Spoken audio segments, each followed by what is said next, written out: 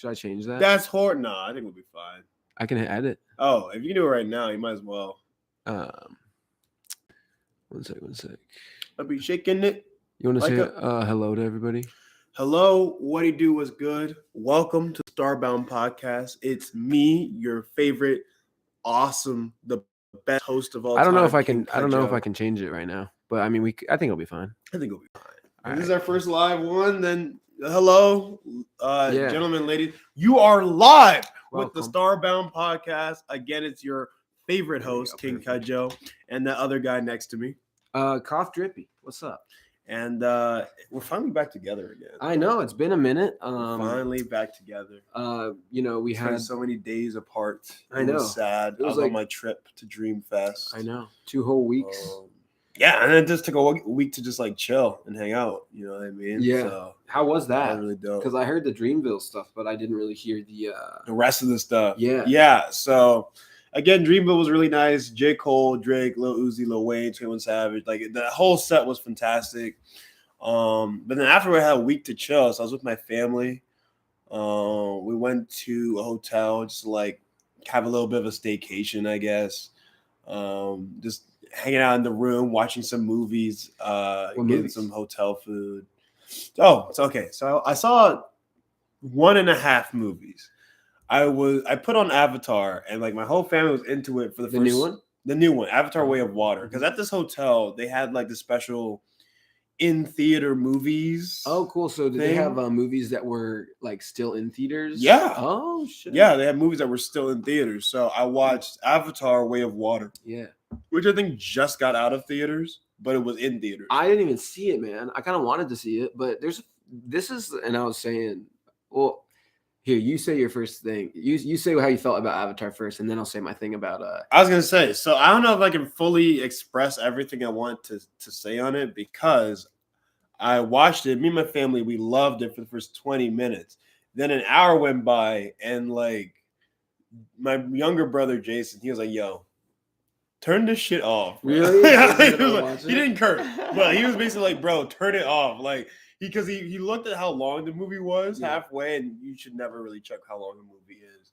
But he checked it and was like, "Dang, this is a journey. I don't want to spend the next like 3 hours of my life watching this movie." Yeah, you know. And he's not the only one. There's a lot of people that get anxious when it's a long movie. When it's a long movie, they just feel like, "Oh my god, I'm wasting my life while I'm just sitting here watching this." So we didn't get to finish that movie. But it was fine because I went out, hung out with a bunch of friends, came back, and then I watched The Whale at like 2-3 a.m. in the morning. By yourself? Yeah. Did you have headphones? No, I had the volume at like 6. Oh, and the subtitles on or something? Yeah. Because my brother was sleeping, so he can't complain. And then my mom was sleeping. Right. So not that she would complain, because she said she woke up occasionally and saw a little like segments of the movie, and she really liked it. Oh, that's kind of cool that she tuned in every once in a while. Yeah, no. So I was like trying to talk about the movie with her loosely, and she could actually reference some of the things that I was talking about. Yeah. But I saw The Whale to its totality at like 3 a.m. in the morning, volume at level 6, and that joint was like, I don't know how to explain it. It's the most ambiguous, thoughtful movie I might have ever seen. Yeah, you gave me a little bit of a rundown of it. And I remember you said something like, because we were talking about writing, and like we were talking about how kind of like I think last week we touched on, or 2 weeks ago, we were talking about Shakespeare's writing and stuff like that, which I'm reading Richard III right now, and it's really good so far. But we were talking, I believe, about The Whale or you brought it up because I was saying how like one of the interesting things about Shakespeare's writing is that it's so adaptable. Like so many lines could be said like in an angry way or a happy way, but like it's kind of, I feel like it's written to be both almost. And that's why there's like in all the different movie adaptions, there's like different versions. Sometimes there's also different versions of the scripts because it's not finished yet. And so a different character said a different thing. And I believe you said something about how The Whale felt very broad like that too, kind of like, right? Like very broadly. Broad in a similar, but also in a different way. Yeah. I feel like it's with Shakespeare, the dialogue can be broad. So you can have many different meanings happening simultaneously. Yeah. And not like you can't do that here. I think all the actors in this movie took all their lines and made choices with it, and they're like very clear choices.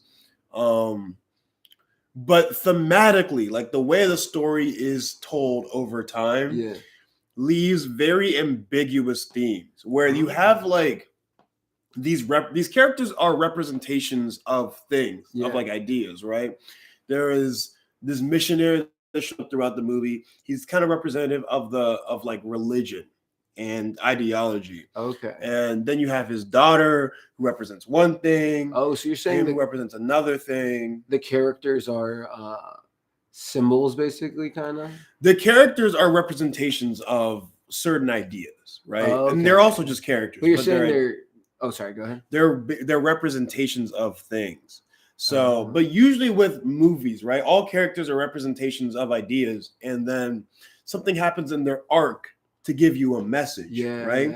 I feel like with The Whale, they do not give you a very clear message on what all of it means. I kind of like that because you have to dig a little bit, right? I haven't seen it, so I'm just... I watched it, and then I had my thoughts, and then I looked for other reviews and analysis to see like what other people are thinking about the movie. And it seems like I literally watched a YouTube video where someone was explaining that they walked away with one idea of what the movie was about, and their friend had a completely opposite idea of what the movie was about.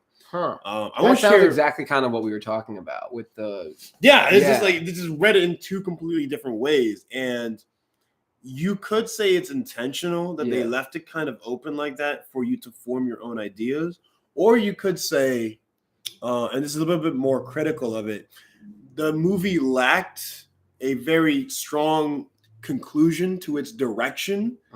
So then it allowed for a lot of other ideas to flow in that might not even be there in the first place. When you say lacked, though, like lacked intentionally or lacked unintentionally, do you think? Well, from what I saw, I don't want to say that's intentionally lacking information, but I can agree that I feel like it needs 2 to 3 more scenes so I can fully digest what it's trying to tell me with the scenes that happened before it. Interesting. I do feel like there's a lack of information in the movie that if they added it, I think maybe would have brought it a step up, but it's also kind of its own flavor when you have it without. But the acting was... clearly, everyone likes to say in this movie that Brendan Fraser is the only one. Brendan Fraser, my bad. Brendan Fraser is the only one that like killed in this movie. That's not true. I think everyone killed in this movie. It's just that this is very obviously a character piece and is a very challenging character for Brendan Fraser to play. So he like you can really tell that he killed it, bro. Nice. Like this guy went insane. Like the fat suit, like the way he embodied the fat character, it was in some ways I don't want to fat shame, but this is like the morbidly obese situation where you're like 600-700 pounds, right? Parts of it were very like, oh, I pity this character. I'm even disgusted by this character. You know, like they're huge. Like the joke of the title is that it's called The Whale, right? He looks similar as to like the roundness of a whale. So in some ways you can be disgusted just by his lifestyle because he's struggling to just do very basic motor functions. Oh, that's what the movie's about. But then in another way, it's kind of beautiful to see this character have to go through this very personal issue and then try to fight against it. Because by the end of the movie, he does something that he wasn't able to do in the beginning of the movie. He fought through his own issues. We had that conversation the other day that when we talked about Batman and like if we're talking about man versus world, man versus society and all that stuff. The antagonist, Right. And so would you say that Brendan Fraser is in the movie? That would probably be man versus society is my guess, right? I don't know. I haven't seen the movie. Or is there like a villain, or is it the world that's kind of treating him badly, or is it man versus man, or is it man versus himself? And that's the thing. Yeah. And this is the part where people have either issues or love the movie. It's ambiguous. You could say that there is a man versus society, But I think there's an even stronger sense of man versus self. But and it depends on how you see how the end of the movie goes. You could say that the main antagonist was always society, like it's a commentary on us. Right. But you could also say that it's always been him against himself. That reminds me of Joker. Yes, but I feel like when Joker did it, it was a lot more in a weird. Even though that movie is like not clear about anything, I feel like it was a lot more clear in the Joker than it was in the Whale. Interesting. Yeah, but then again, that's just like Darren Aronofsky's like style. I believe he's the director of this movie, where like he did Black Swan and a lot of those like mentally trippy movies where you're not sure what you're watching, but you're watching it. I still have to watch Black Swan. I haven't seen it. You haven't seen Black Swan? Yeah. I highly recommend Black Swan as an artist. My dad's a big fan of that movie, and I've heard very good things. I want to watch it. It's on the list. Yeah, that movie's fantastic. There's a few I gotta watch. He's done a few movies where like it's a crazy trip, and especially as an artist, I feel you would appreciate Black Swan. You'd also appreciate Whiplash. I have to see Whiplash. I can't believe I haven't watched Whiplash yet. That one, and also you'd appreciate The Whale in an artistic way, or a literary way as well. Okay, cool. But literature and art are kind of speaking of literature. Yeah, so Richard III is what I'm in the midst of. Let's go. And it's interesting. Is it a King story? Like what? Yeah. Like the way I see it is that it's Game of Thrones, like Hamlet, but it's Game of Thrones, but for the crown. And then there's like this guy who like there's this prophecy basically that tells him that like I think it's his brother it's going to be king or something like that. Mm-hmm. And he's like, oh hell no, what the? And so he basically just goes and like lies until he can like get the crown. He lies, he kills, he deceives, like just as like villainous character. But like the interesting part is that, or not even interesting, the funny part, I think, is that whenever he lies, you are in on the fact that it's a lie because like they set it up, like they tell you like, I'm just gonna lie my ass off. I'm gonna pretend like this kid's like a bastard child, so he doesn't even get the crown. And actually, I can't even, sometimes I forget whether or not, sometimes it's hard to tell whether or not it's even a lie because you don't have enough. You don't even have enough history of the characters. You know, so you don't have the full context. Yeah, and I think like there's like a Richard II book too, or something. This is a sequel? I know Shakespeare made sequels. That's what I think it might be. Like what? Like there's a Shakespeare trilogy. I don't even know Richard made. I don't know. The Richards. Let me see if there's like the first trilogy ever made. Richard 1, 2, and 3. Yeah. It's probably not true. He just did 2 and 3. So Richard II. So he did do a Richard II. There is a Richard II. Yeah, and so I think, and I could be wrong about this, but I think it's kind of like a sequel. Let me actually Google it just so I can like. I didn't know there were Shakespeare sequels. Yeah, I didn't either. Is Richard III a sequel to Richard II? I'd hope so. That'd be wild, bro. Because like for me, Shakespeare just makes. Especially of that era, I just feel like people just made tales and not continue these tales past a certain point. Just make a new story with a new message. I feel like sequels is something that the 80s came up with. Yeah. Now, like, you're saying, in movies. Yeah. Not just movies, but like art has sequels now. Yeah. Yeah. Like, anything. I mean, there are probably like sequels to paintings and stuff like that. Yeah. But this says Richard III concludes Shakespeare's first tetralogy. There is a trilogy. No, tetralogy. Oh, a quadrilogy. What is tetra? Tetris 4. Oh, Tetris. Not Tetris. Are you sure? I thought quad was 4, or is tetra another way? Quad is also 4, but tetra, I'm pretty sure, is also 4. Oh, containing Henry the. What is this? 6th? Part 1, Henry the. Wait, this is a tetra trilogy. Is it 4? I'm so confused. Or is it 6? No, I thought it'd be a hexalogy. It is labeled a history in the first folio and is usually considered 1, but it is sometimes called blah blah blah. Henry 4, Part 1. Concludes Shakespeare's first tetralogy, also containing Henry VI, I think. Part 1, Henry VI, Part 2, and Henry VI, Part 3. Wait, so Richard II is not a Shakespeare?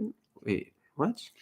Dude, we're getting in too deep. It seems like they switched directors out in the last sequel and got another guy to do the. It's 6 if for Roman numerals, if it comes after the 5, right? Like if there's an I after the 5, it's 6, and if there's an I before 5, it's a 4. I think. Yeah. Right. Okay. Yeah. So yeah, there is a Richard II play. I just can't tell if it's let me see. Author William Shakespeare. Should right there. Yeah. But does it? Do you like? Is it helpful to read Richard II? Yeah. Is this like? Are they correlated? I can't tell. Yeah. Is it like more anthology, like the same characters but different story, or is it like the MCU and Shakespeare version? What do you mean? What when you say the MCU and Shakespeare version? Well, not that you have to watch other movies to see Endgame, but it'd be way better if you saw the other movies, right? Like they're all very well interconnected. Yeah. So are these very interconnected, or is this more like random stories but same characters? When I Google it, it seems like it is a sequel to a bunch of other Henry plays, like Henry VI, Part 1, 2, and 3. But you might need to buckle in then, buddy. But I'm you not. Found the right. SCU. But I'm not. Yeah, and there is context that is hard to pick up on at the beginning, kind of like a comic book, where there's like a bunch of characters, and you're like, where the fuck did these characters come from? You know what I'm saying? Yeah, who are these people? But you can always refer back to like one of the front pages and kind of like remind yourself of like who's who, which is kind of helpful. The weird thing is that like on first Google search, I can't find out if Richard II. Must I read Richard II and the Henry plays to understand? Yeah, see, someone asked the same question. No, no, you can read it standalone. If at some point you do want to read other plays that connect to it, read the 3 Henry VI plays. They take place before Richard III, and characters from it appear, so you get a sense of where people are coming from at the start of Richard III. I don't see anything about Richard II in here, though. Oh, so maybe that's not connected. Because like the guy asked if I could read Richard II, and nobody So I have no idea if Richard II is correlated to Richard III. Do your own research if you're curious. There may be a Shakespeare universe of plays out there. Well, there is like apparently like prequels to Richard III in the Henrys, but not Richard II, as far as I can tell. But I'm not sure. Does that make any sense? I don't know. Well, here's the thing, right? Like, as far as I know, in times of kings and knights and shit, they just like chose their names. I don't know if they got like given at birth a name that they wanted their king name to be, but a lot of the time I think their name is not their actual name. Oh, so you become a Henry, yes, as like a lineage thing, but not as like that's your actual name. Yes, so you can be like Robert, but then since you're next of king or next to be king, right, you become a Henry. Yeah, yeah. So crazy. I think like this guy Clarence in this one. Clarence, and Clarence has nice parents. Yeah, like his. I think it's an 8 Mile reference for y'all. Actually, it's kind of confusing because like sometimes they go by their last names and sometimes they go by their first names for like simplicity's sake. But I don't know if it makes it more simple. It kind of reminds me if you've read the book like 100 Years of Solitude. Did you ever have to read that in school? Nope. That one. I'm glad. I don't want to read about no COVID-19. What? 100 Years of Solitude. Oh, no, the book is fantastic and it has nothing to do with COVID-19. Oh. But let me check. So yeah. So the guy Clarence, right? His name is actually George, but it's like George, Duke of Clarence, and they refer to him in the script as Clarence. Oh, like they even like call him Clarence. They don't call him George, but then he's like. There's like understand why they call him Clarence, you have to go back to Henry Part 4 to realize how they switched the name. His name is George, but they refer to him as Clarence. But he's the Duke of Clarence. Clarence of Clarence? It could be that he's in a place that isn't Clarence and they just call him by his city. Location. Right. And so but then there's this like prophecy that like the guy who's king next is gonna have like a name that starts with a G. And so Clarence is like, oh well, my name starts with a G. And I'm like, no, it doesn't. You Shut up, Clarence. Right, yeah. But then I go and I look at the name. I'm like, oh, it does. It's George. But then I'm like, is George his like kingly name that he like doesn't use unless it's like a Necessary. special occasion, Yeah. or is it like his actual name that becomes his king name? Sounds like you need a lot of context to understand what's happening. And like the character, like the main character who's also kind of the antagonist is like Richard. And so I'm like, I don't know if he's Richard III. I assume he is. What if he's Richard II and then he becomes Richard III? That's why I'm confused, because I know there is a Richard II. I'm like, what context did I miss? But either way, he's just kind of this, it's Game of Thrones. Like, he's doing whatever he can to like get the crown, and like he even wants to like start, he wants to like marry this sort of princess type woman. How far into the book are you? I can't remember if she's a princess or if she's like a queen, but I think it's like her dad. Like, he killed her dad and her husband, bro. Oh right. So he killed this like this woman's like dad and husband, and like then he's like trying to marry her, like to become like royalty or something like that. Like, he's trying to like, he's basically planting seeds throughout the play to make a stab at the throne. Oh, I see. And like he gets like certain people on team and on board and stuff like that, and then again lies about birth, like whose kid is who, and like all this stuff, and starts spreading gossip and rumors. But like the best part was actually one of the ones that I just read, and it was like when how far into the book are you actually? I'm at Act 4. Oh, how many acts are there? 2 trillion. 2 trillion million. This might be the final act. I think it's the final act. Dang, okay. You've been putting that work in. Oh no, there's 5 acts. Oh. Never mind. There's 5 acts.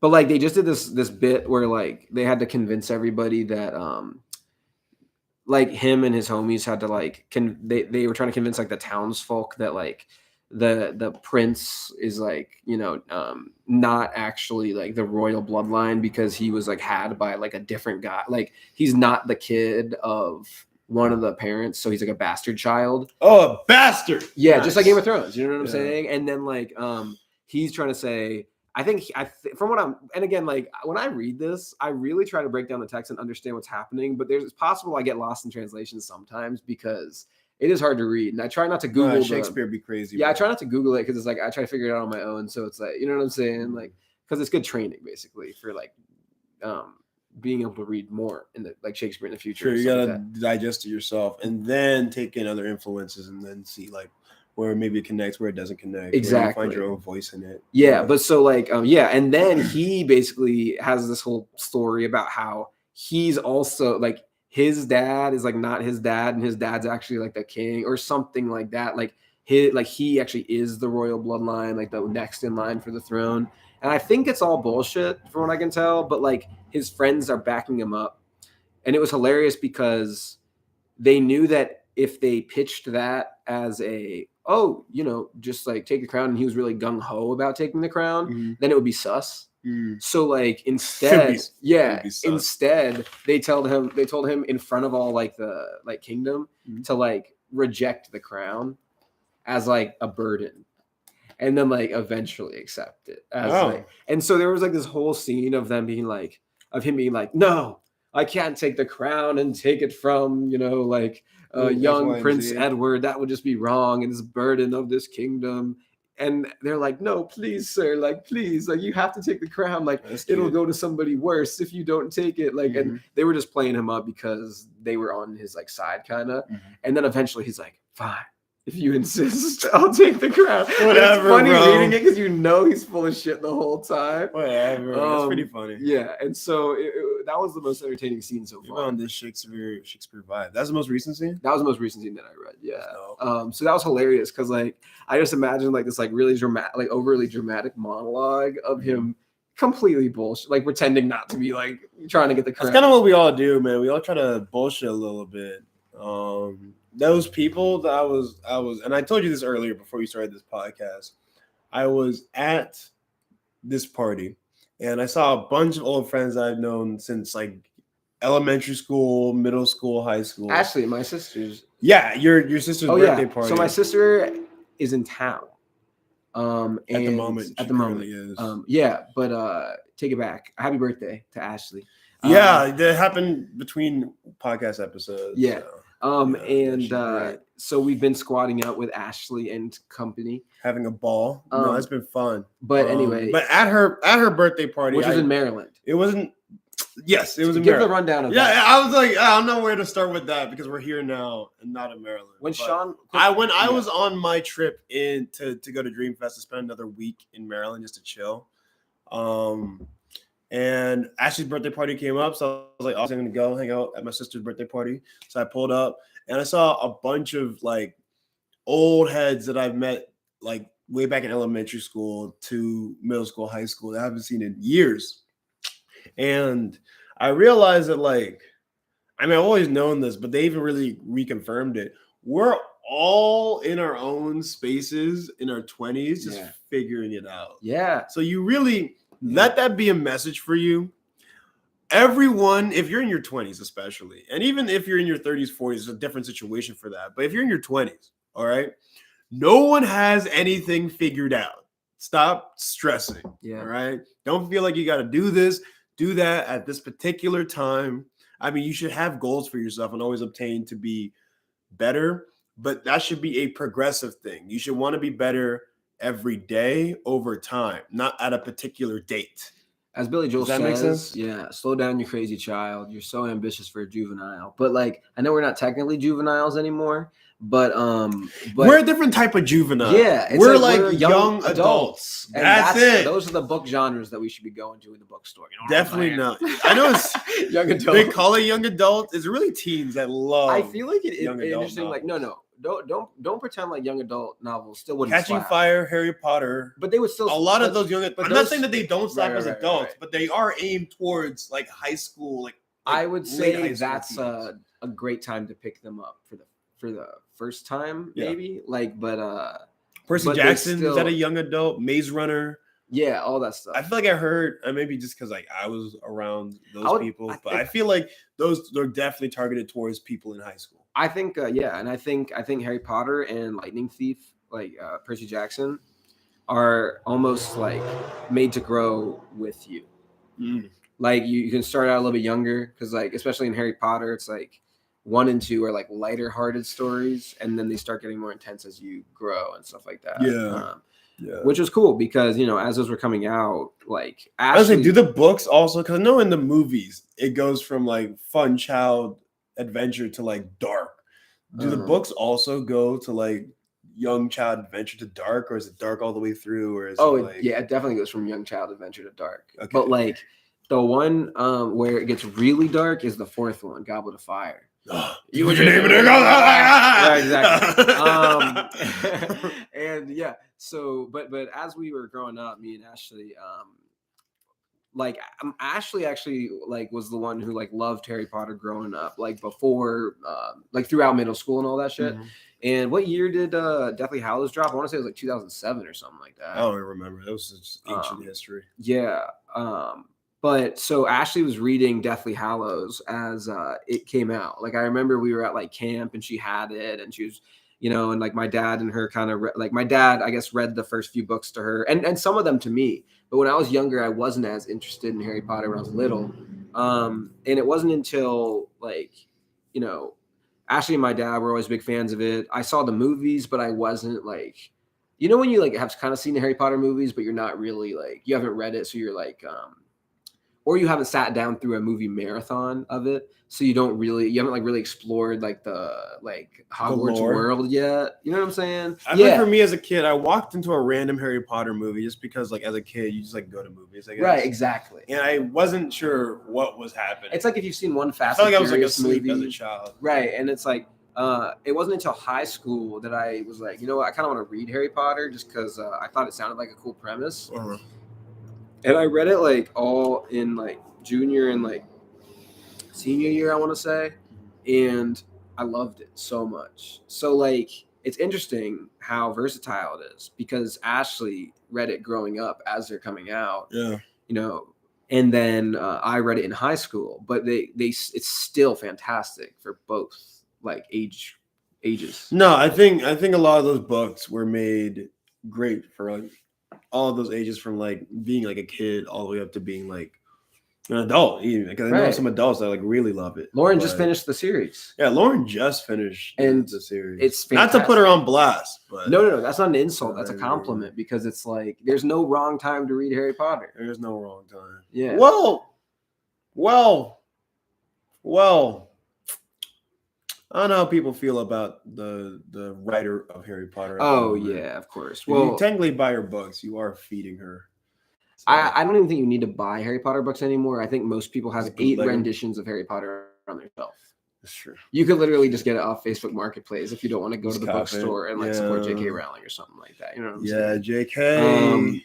But JK. you know, Speaking of canceled people, we should probably talk about Jonathan Majors a little bit. oh yeah, go and the whole ahead. situation. You know the majority of So, not to say that I work with TMZ, but I do be looking at the Hollywood BS sometimes. You know what I mean? And I don't want to spread this too far, because if it's not true, then I feel like I'm part of like the problem of like cancel culture and just like spreading this wave of hatred. But if it is true, then it's important to make everyone aware of this.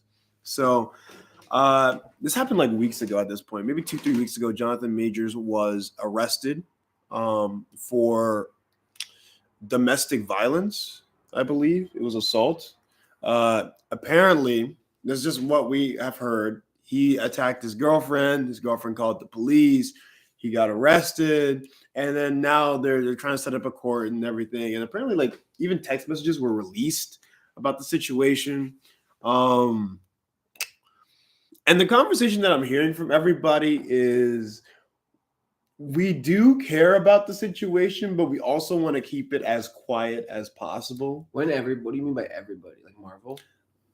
When I mean everybody, and it's a giant generalization, but media, the news, Marvel, whoever. So it's not like media. So it's not getting many headlines.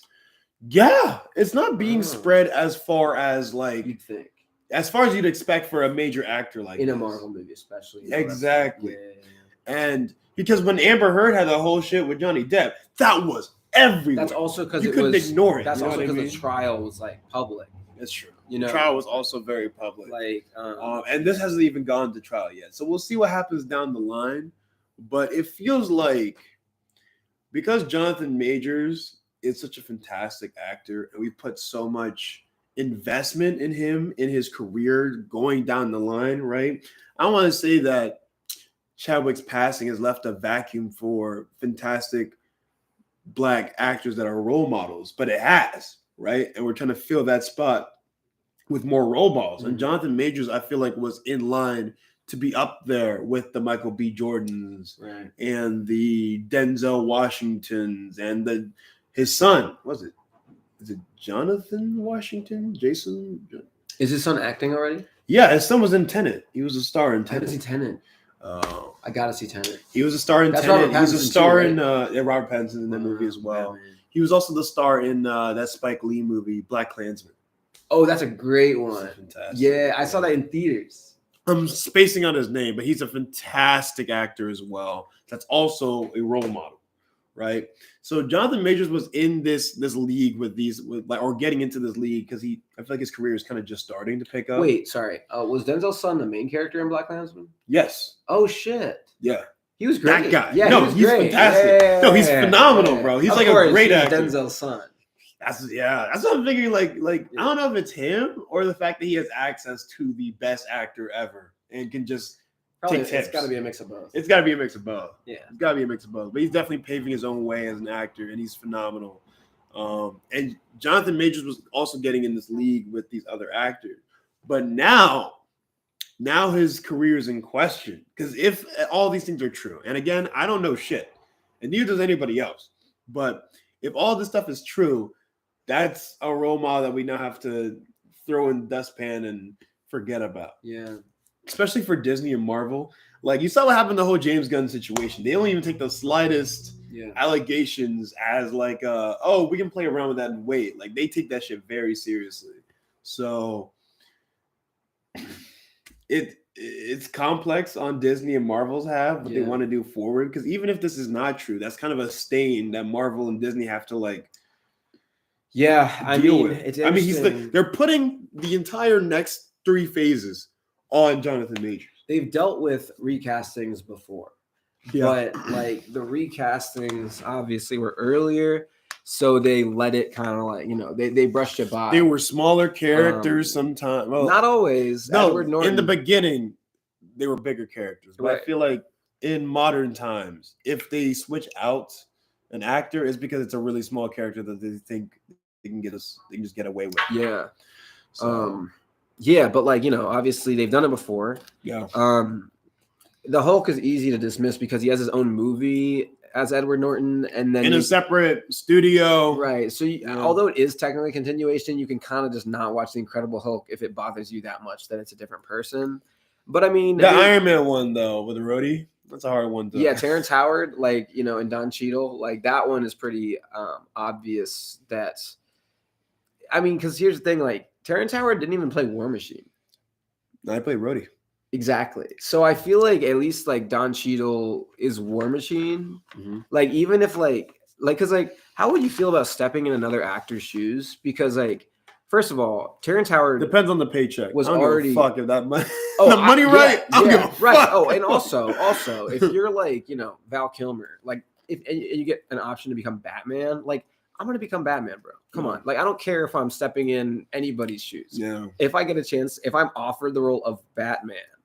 I'm gonna be Batman. Yeah. You're damn right I'm gonna be Batman. Like, why wouldn't I be Batman? Yeah. Like, there's like some roles that I just could not refuse out of like a dream. Mm-hmm. I hope this is not. Oh yeah, okay. I just was hoping the reflection of it wasn't messing. Too bad. Yeah. Yeah, and so there are some roles that I would definitely, it would be really hard to turn down, even if you're recast a bunch of times. I mean, George Clooney as well. It's like he was like the third Batman in the Michael Keaton trilogy. Yeah, man, he got an opportunity and he just took it. But at that point, it's like, does it even matter if because like when I grew up watching those movies, it didn't matter which Batman was Batman.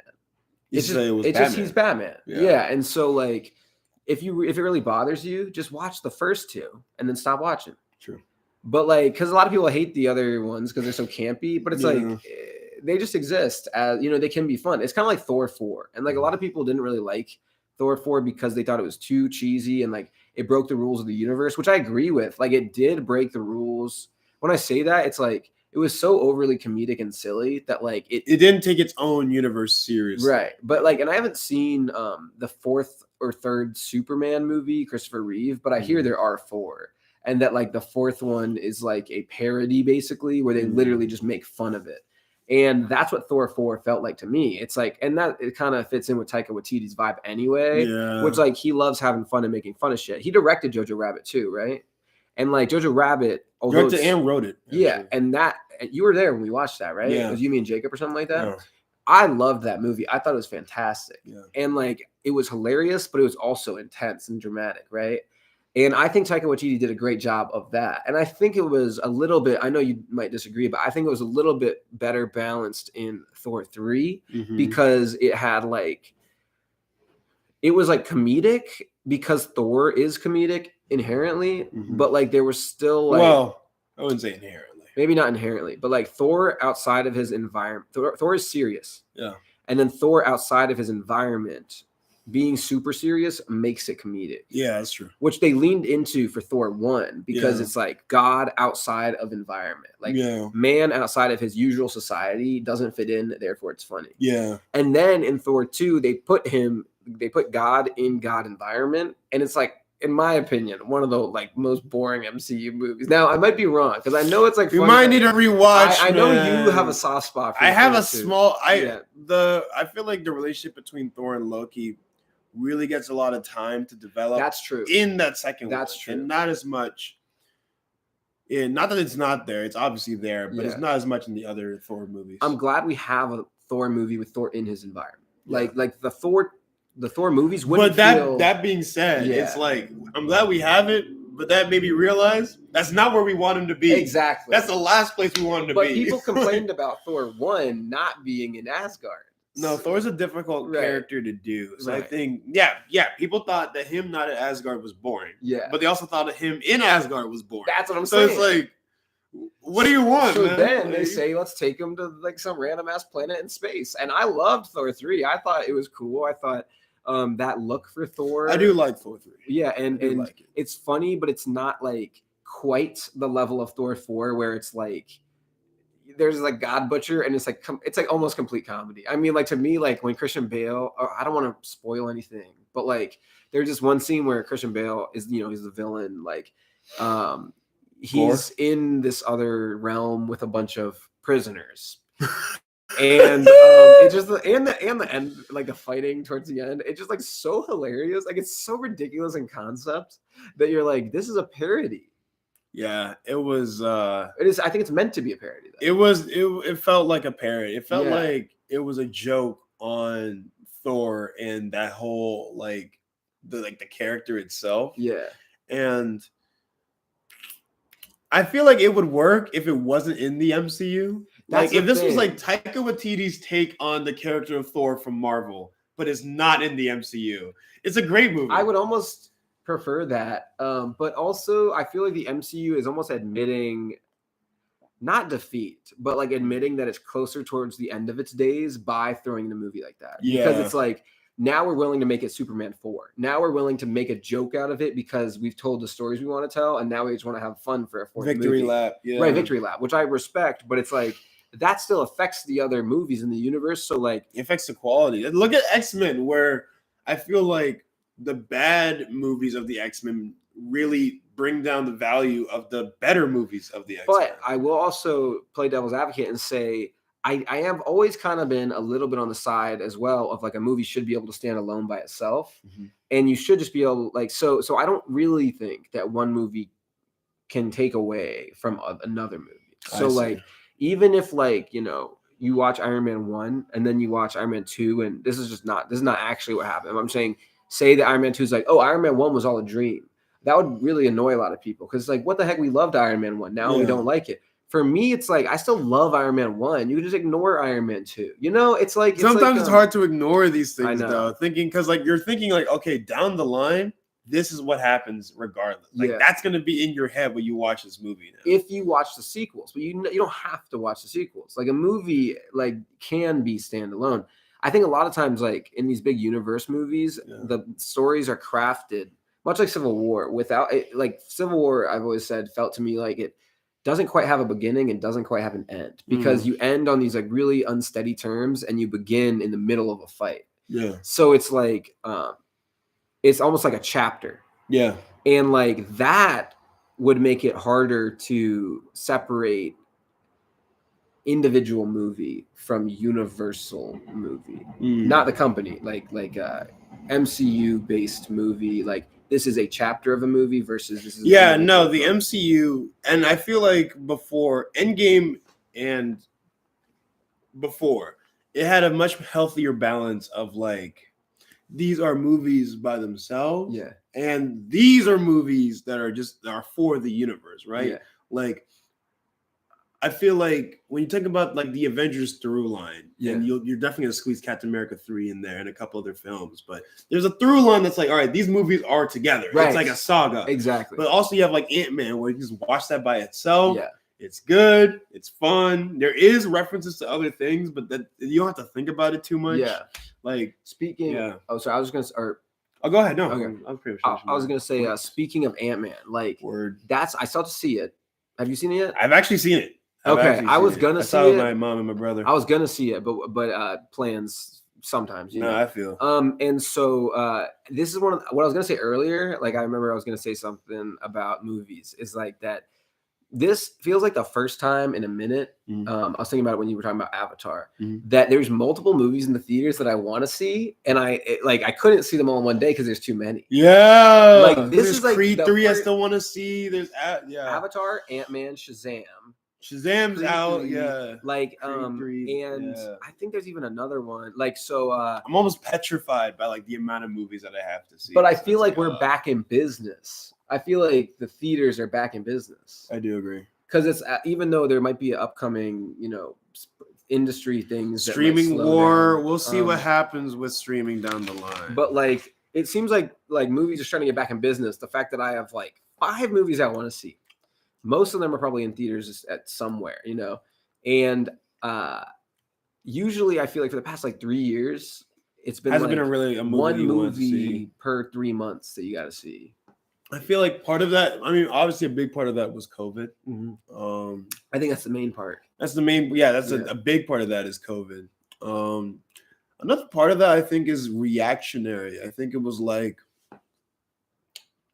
studio, I feel like, I don't know, like creatively people were uninspired. They didn't know what to do. It makes sense because you just got to sit and think for a little bit. But I think a lot of and also Marvel was really conquering theaters. Like, I mean, I told you about when Endgame came out, they had the movie. I was at the biggest theater in Burbank. Mm-hmm.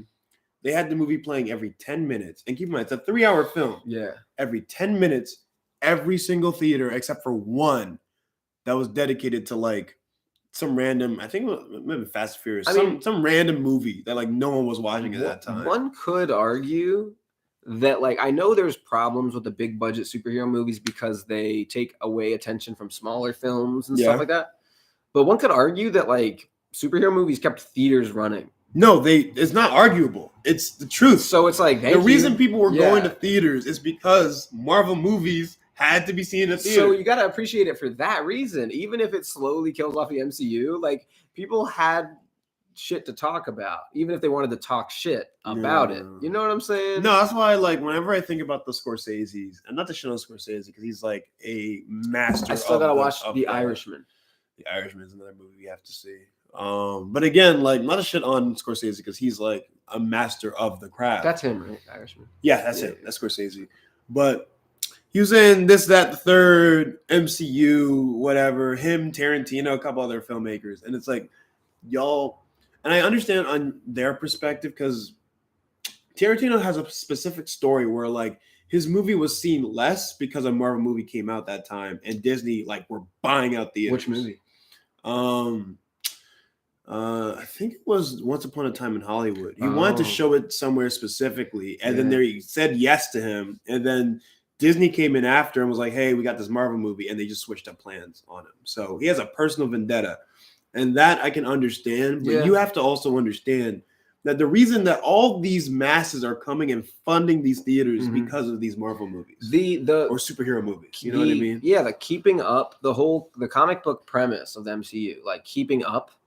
It draws people back to theaters. It works. It works. And like, but Tarantino draws people to theaters. Like I don't know. No, he has a personal beef with just like that whole situation. Right. But he is like one of the few directors that like.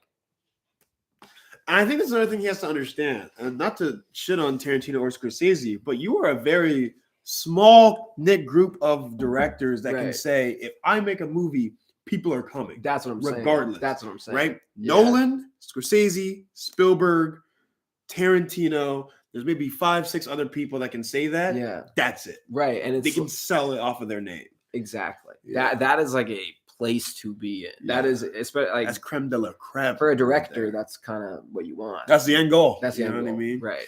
You can tell any story and just your name will sell it enough. Exactly. So you can keep going. So. It's 12:01. Oh, okay. So we should start wrapping up then. Yeah.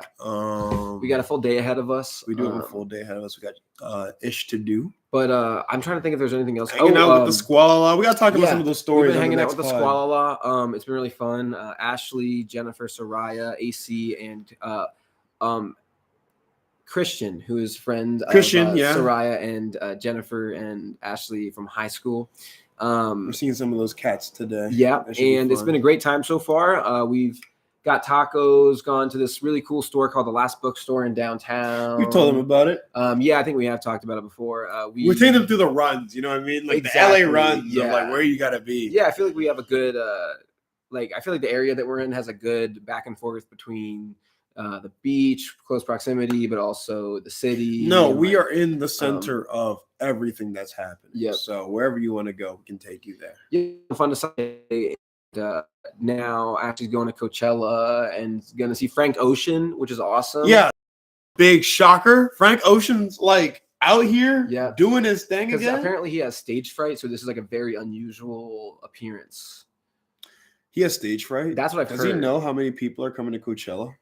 I heard that he has stage fright, and this is a very unusual appearance. Also, I feel like that's partially capped, but I'll go into my Ocean spiel. I don't know. This is just what I heard.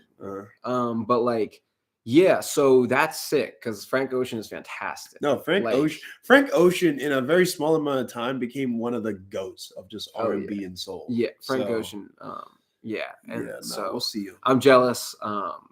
I can't wait to hear all about. I hope he reveals some new project or something crazy at Coachella because people have been dying for Frank, bro. Mm-hmm. If we can have him back, we win. And I'll be going back home soon to see Jay's shows. Oh, true. He's got the Addams Family shows coming up. Exactly, right? And it's opening night tonight. So actually, what time is it? Yeah, we should probably tell him to break like 3. legs. I already told him, but I'm gonna text him right now. Let me go ahead and shoot him a text. Break a leg, Jay, and everybody else. Jay, we hope you're doing well. Let me shoot him. Let me shoot him a voice message. That's also going to be on the podcast. There we go. Here, hold on. Let's see. Break a leg, Jay. Congrats on opening night. That's so exciting. Jay, yo, it's your man's King Cudi. We're on the podcast right now. We're on Starbound Podcast Live. Just wanted to let you know, along with all the listeners, that we wish you a lot of luck. You know what I mean? Enjoy it. Being on stage. Break everyone's leg, not just one. I hope there's just hella ambulances outside of the auditorium. And, I'll see you when I see you. All right. Goodbye. It's cool that, there's so much art happening. There's Coachella musical. There's theater happening. There's movies being watched. Movies being watched. Being made. Movies being made. I've been writing a lot. Right. I'm in my writer bag. I saw a play. I saw 3 plays over the past 2 weeks. Upkeep, man. I saw 3 movies actually, I think. Well, 2 movies and a half. Doing our research in the last week. I guess we're up. We're up right now. We got artists. Was good. I mean, there's so much to talk about on each episode that we can. I feel bad because I have to skip over these things because, like, I did see Ant-Man Quantumania. So I know. I want to hear your thoughts about that, and I want to talk about some of the plays I saw too. But we can talk about that next week. Maybe we can write some notes down on stuff that we want to cover. We're gonna have to actually start having to write notes down and then figure out what we want to tackle each episode. Exactly. But we're doing too much at this point. Yeah, but I think we talked about a lot of the fun stuff, a lot of fun conversations this week. We got a lot of creatives in town with us for the moment, so a lot of cool creative conversations about storytelling and all that stuff. You know what I'm saying? So I'm sure we'll have plenty to talk about on next week's episode. Having stuff to talk about is never going to be an issue with us. I can tell you that. That was like kind of weirdly intimate, but like I like it intimate. Yeah, I Sean like likes to it intimate. You know what I'm people. saying? How you doing? Yeah. We should do an ASMR segment and just whisper. We should into the microphone. We could do the outro as ASMR today. Oh really? Yeah, we probably could. Oh, okay. Hold on. All right, ready? All right, yeah. All right. Hi. This is Sean and Kevin. This this is your host ASMR microphone. King Gacho. I feel like now we're Emmy and Kaylee. This is the shit that they would do. This is a shout out to Emmy and Kaylee for shout the ASMR. Shout out to Emmy, Kaylee. Thanks for the inspiration. ASMRing. And we're going to try your wave at this outro right now. Yes, hopefully we're not being too loud on the microphone. Oh yeah, I gotta maybe keep if it at I give a little slow whisper tone. How does that sound? It's like a horse galloping. Wow, gallop, gallop, gallop. That's what it sounds like. Anyway, does it sound like a cat? Sounds like a Uzi. I wonder how that sounds on the ears. I don't know. Anyway, thank you so much for watching. Thank you so much for watching and listening to us wherever you are. We'll catch you next. Exactly. It has been your host King Gacho and Cough Trippy and 2 Chainz. Peace out. Till next time.